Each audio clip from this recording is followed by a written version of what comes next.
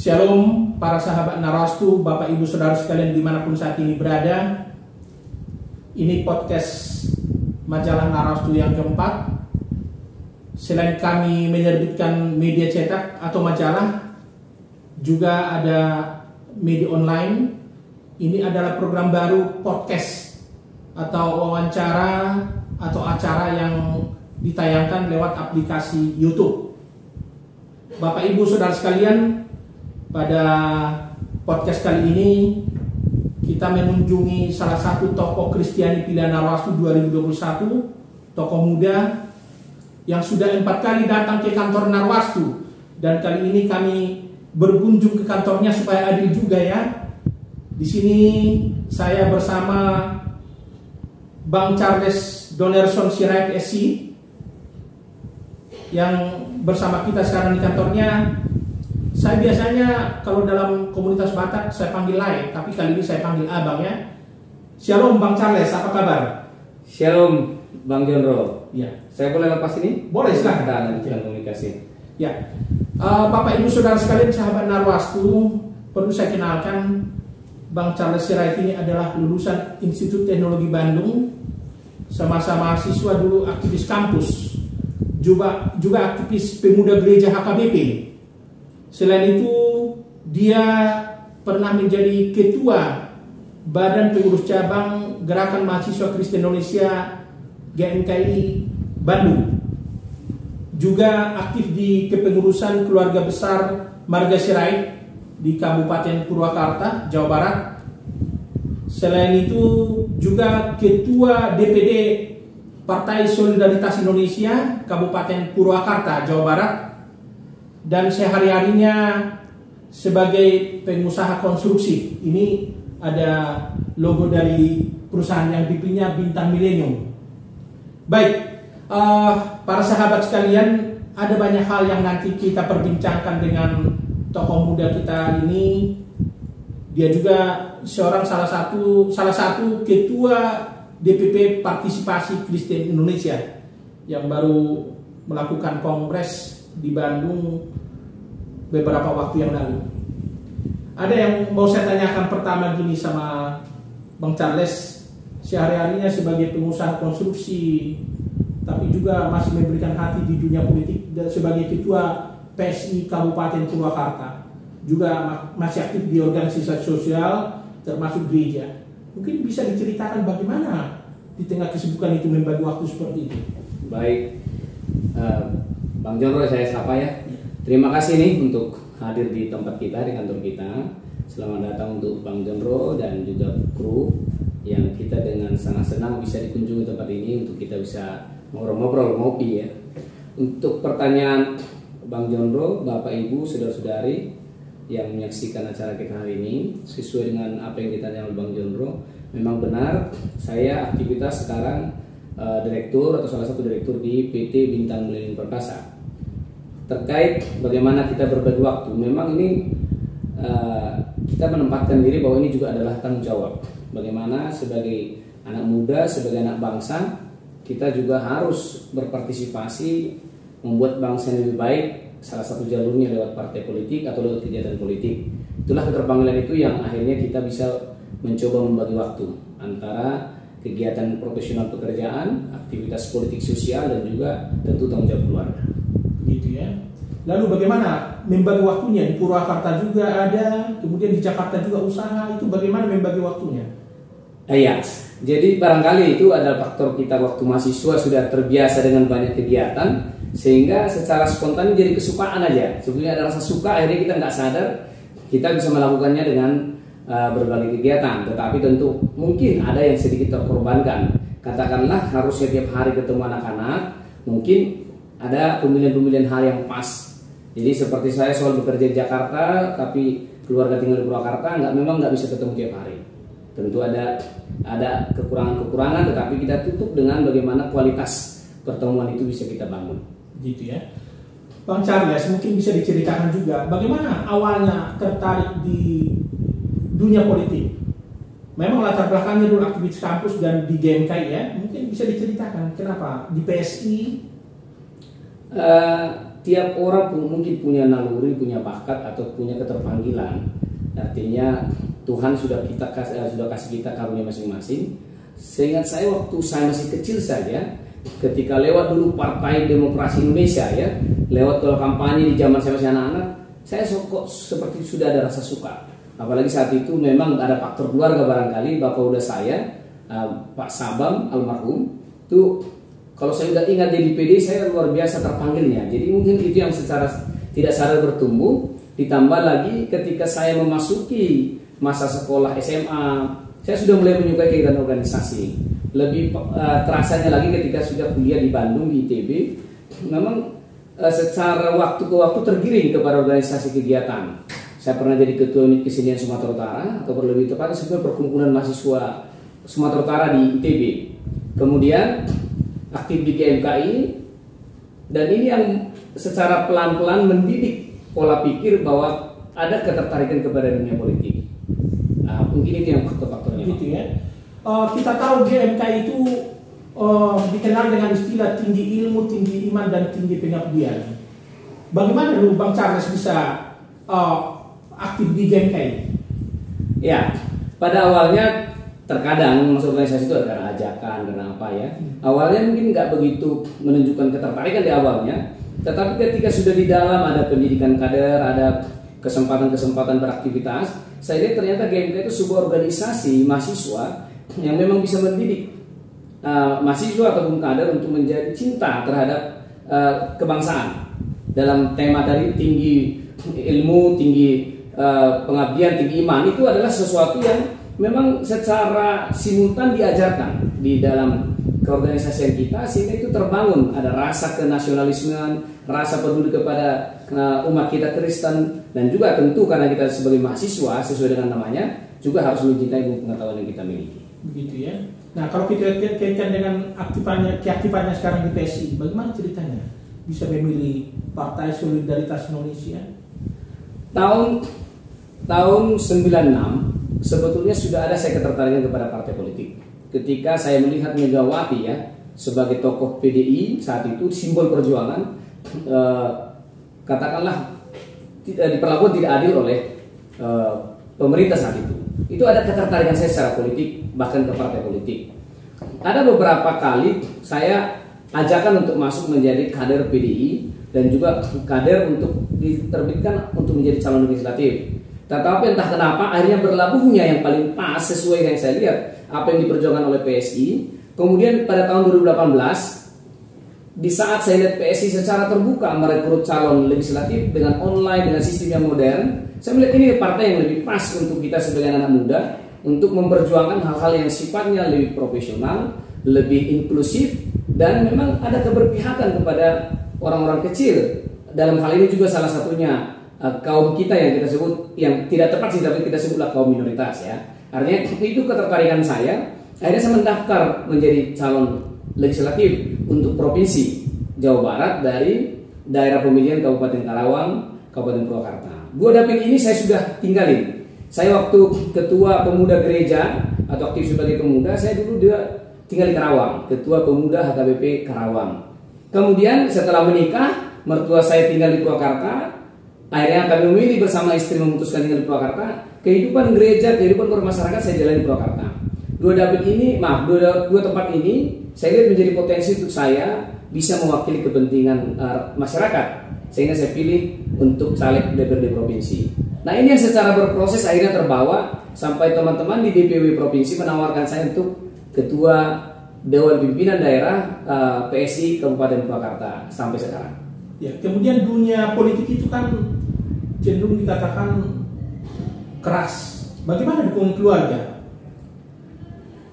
Ya, seperti saya sampaikan tadi Bang ya, tahun 2014 menjelang pemilu 2014 kami masih tinggal di Pekanbaru. Ada tawaran dari salah satu caleg DPR RI untuk katakanlah menjadi connecting dia di daerah untuk saya menjadi calon legislatif di DPRD Kota Pekanbaru.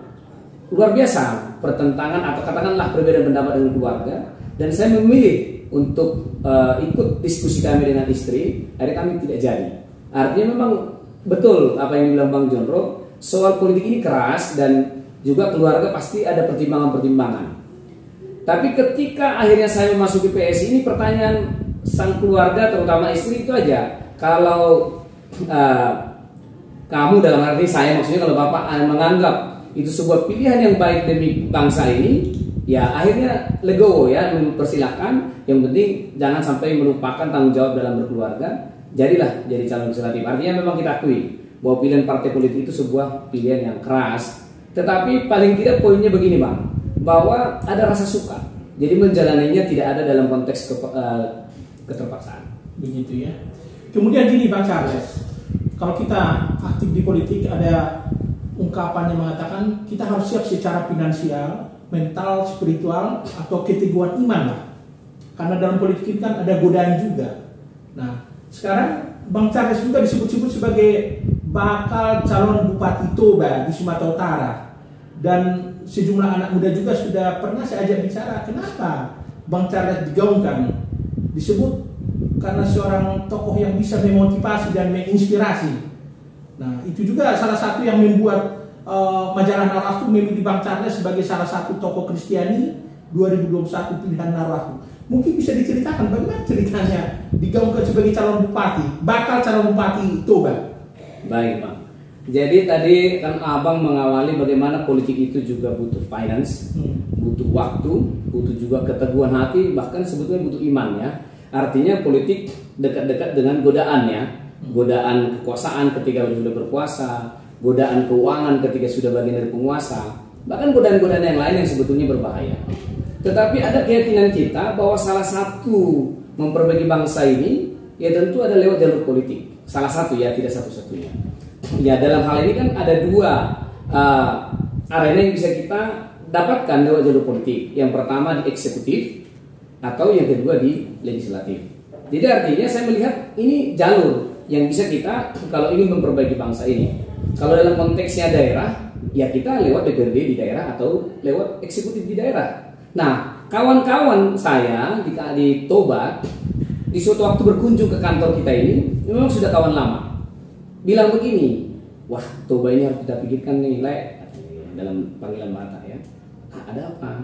Wah pemimpin-pemimpin sudah ada 5, terlihat tidak ada improve yang lebih ya. Walaupun menurut kita karya-karya mereka pasti ada.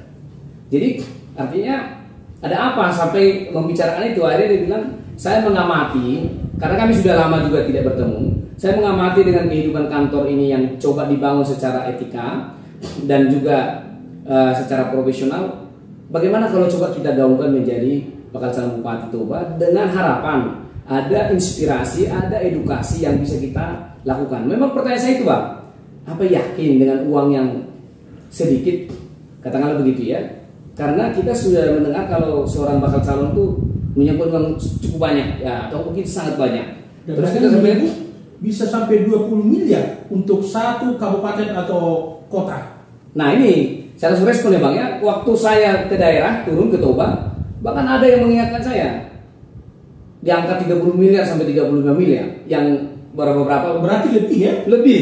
Nah tetapi begini keyakinan kita, bahwa memang dalam dunia politik Indonesia juga mungkin salah satunya Toba, money politik atau politik uang itu seperti sudah menjadi kebiasaan. Dan disitulah kita mau hadir. Bagaimana kita mengedukasi masyarakat, tidak itu satu-satunya cara. Bahwa kita butuh uang, namanya kos politik atau ongkos politik, itu ya saya yakin harus ada. Karena nggak mungkin ketika saya pun jalan ke Toba, berkeliling daerah Toba menyapa masyarakat, juga ada biaya yang harus kita keluarkan. Tetapi yang kita maksud, yang kita mau coba edukasi, katakanlah bukan edukasi ya, kita mau pendekatan dengan masyarakat, bahwa tidak satu-satunya money politik menjadi jalan. Nah, kita butuh biaya tentu, tapi bagaimana kita mengeliminir pembiayaan itu tidak menjadi biaya politik yang tinggi, tapi biaya politik yang terjangkau, sehingga kelak kalau terpilih kita tidak merasa punya hutang. Harusnya justru kita punya hutang ke masyarakat karena mereka memilih kita. Nah, itu awalnya kita mau masuk ke arena ini, dan ya kita sudah coba jalani kurang lebih setahun. Gitu ya. Jadi pada dasarnya ada upaya untuk memberikan edukasi politik dan pencerahan politik pada publik atau masyarakat, begitu ya. Sudah kita lakukan. Gitu ya. Oke. Tadi saya dengar bahwa yang menginspirasi untuk terjun ke politik itu Pak Sabam Sirait, kita tahu beliau ini begawan politik Indonesia. Bahkan beberapa waktu yang lalu beliau juga mulai digaungkan sebagai pahlawan nasional. Mungkin boleh diceritakan sedikit apa menurut Bang Charles nilai plus dari Sabam Sirait ini?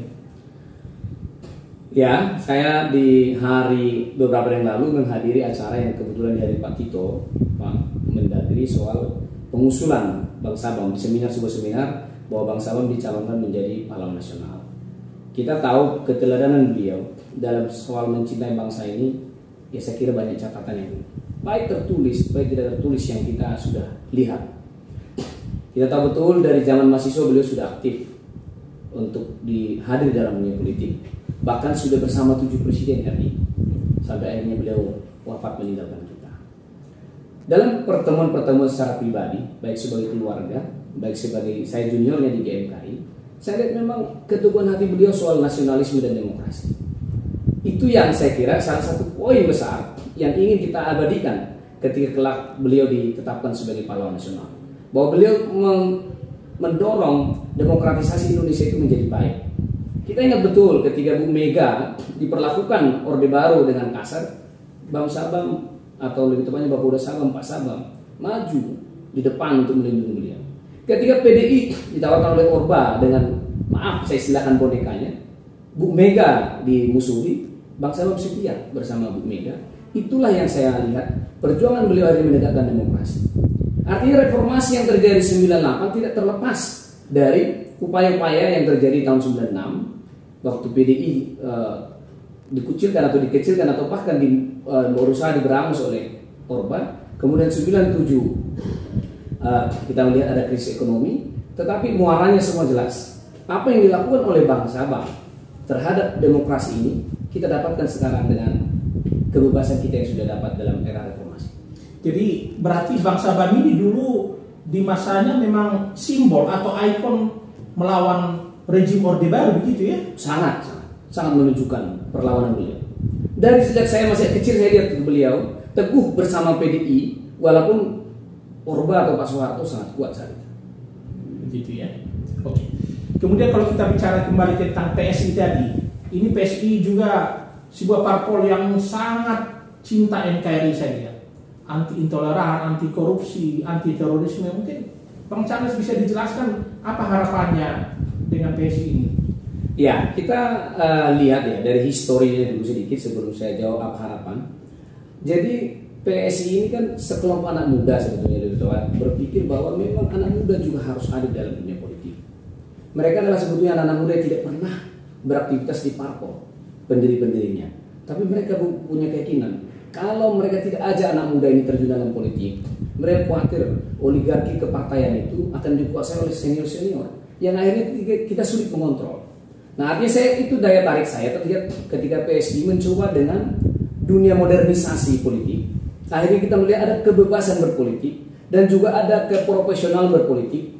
Itu yang saya lihat sebuah nilai value yang luar biasa dari PSI. Ditambah lagi moto-moto atau program-program ataupun seruan-seruan yang katakanlah disebut sekarang anti money politik, ya itu sebuah nilai yang sangat jujur yang dilakukan oleh PSI ketika saya jadi caleg, ketika saya di dalam pendidikan politik yang dilakukan PSI, betul-betul itu bukan hanya sebuah slogan, tapi dilakukan dalam proses rekrutmen caleg, rekrutmen calon-calon kepala daerah. Itu yang saya lihat.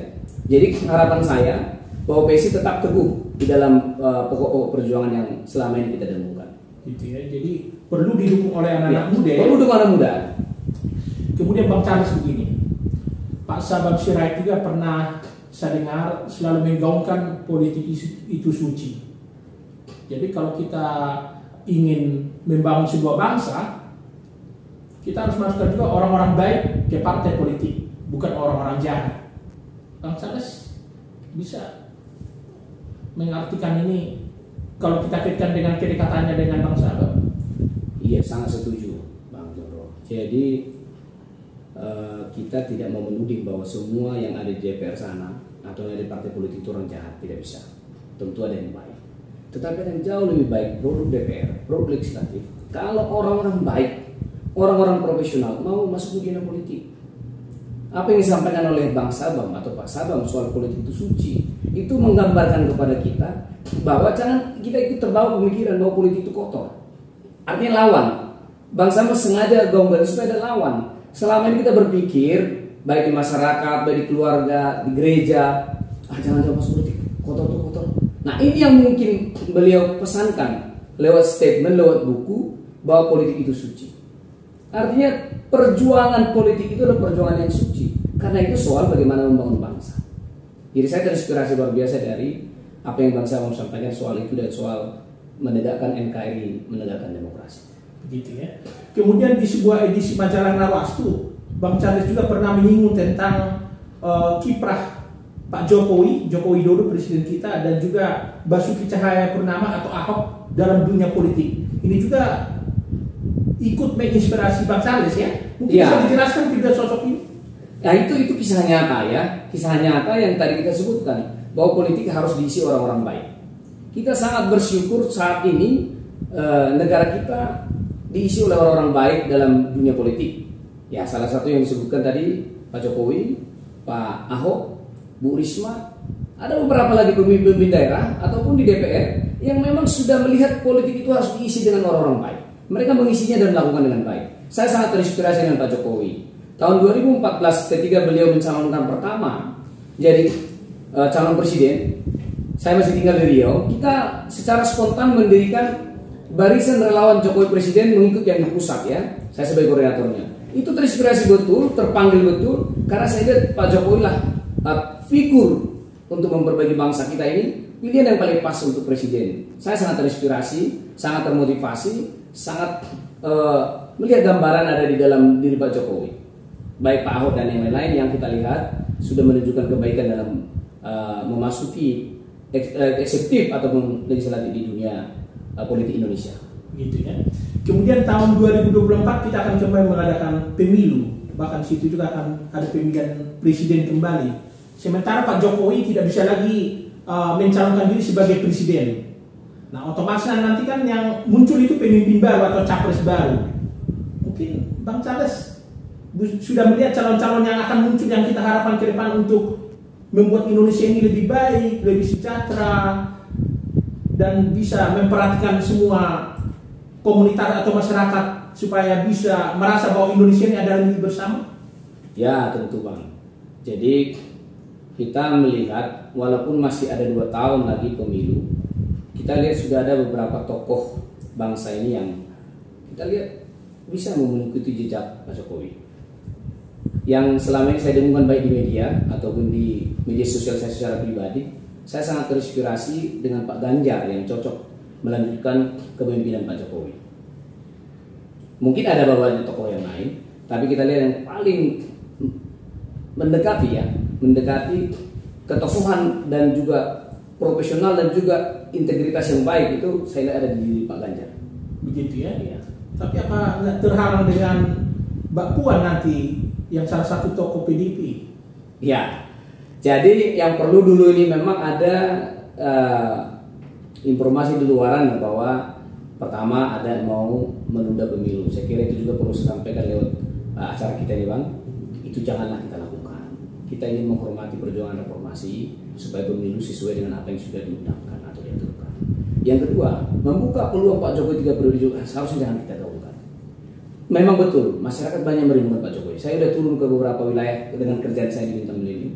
Mereka sangat merindukan Pak Jokowi. Tetapi kita harus belajar untuk mengatur demokrasi ini atau menghidupi demokrasi ini sesuai dengan semangat reformasi yang sudah kita perjuangkan. Berarti tentu kita ingin ada tokoh yang saya sebut tadi adalah namanya Pak Ganjar Pranowo. Soal internal PDIP, saya kira kita berharap